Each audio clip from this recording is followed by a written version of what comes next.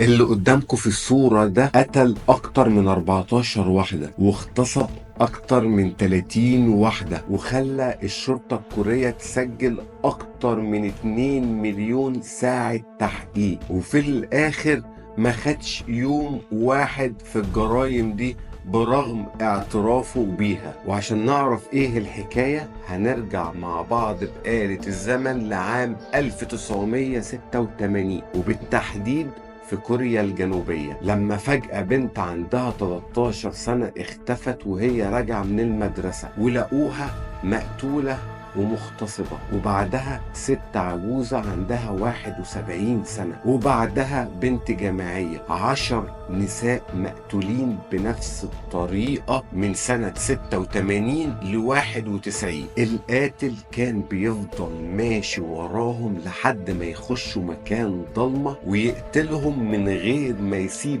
أي أثر ليه نهائي. من كتر ما الجرايم دي كانت انتشرت الناس بدأت تخاف تمشي بالليل حرفيا، والشرطة كانت تايهة مش عارفة توصل للقاتل خالص. بس الشرطة حقيقي قلبتها حرب وحققوا مع 21 ألف مشتبه. تخيل الرقم، 21 ألف مشتبه قاعدين يحققوا معاه. لا ده مش كده بس، ده جمعوا أكتر من 40 ألف بصمة وأكتر من 500 عينة من DNA وفتشوا كل البيوت، والشرطة سجلت 2 مليون ساعة شغل وتحقيق. طبعا هتقولي دلوقتي 2 مليون ساعة ده رقم خيالي، ده أكتر من 200 سنة، بس هما ما بيحسبوهاش كده يا صاحبي. هقولك هما بيحسبوها ازاي. هما بيحسبوها إجمالي الجهد البشري. هفهمها لك أكتر. يعني لو ضربنا عدد الأشخاص اللي اشتغلوا في القضية، شرطة بقى والمحققين والخبراء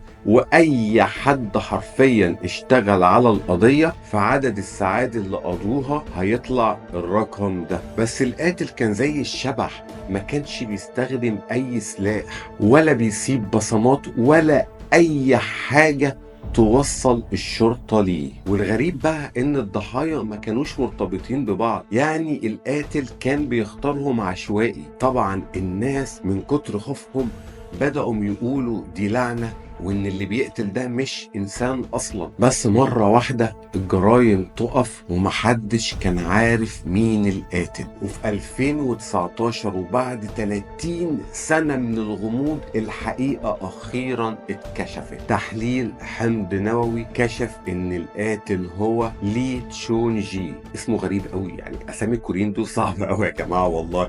لي تشون جي، وده زي انتوا ما شايفينه كده شكله كيوت خالص، يعني شكله بني ادم عادي خالص. والغريب اكتر بقى ان الراجل ده كان مسجون بتهمة قتل اخت مراته سنة 1994، ولما الشرطة واجهته اعترف بكل حاجة واعترف بكل برود، وقال انه قتل 14 امرأة واغتصب 30 واحدة. واللي صدم الشرطة والناس أكتر لما قال أنا ما كنتش بحاول أخبي الجرايم بتاعتي، ومستغرب إزاي الشرطة ما قدرتش تقبض عليا الوقت ده كله. وبرغم اعترافه وإنه قتل 14 واحدة واغتصب 30 واحدة ما خدش يوم واحد عقوبة على التهم دي. وده عشان في قانون في كوريا اسمه قانون التقادم، والقانون ده بكل بساطة كده لو الشرطة ما قدرتش تثبت أو تمسك المتهم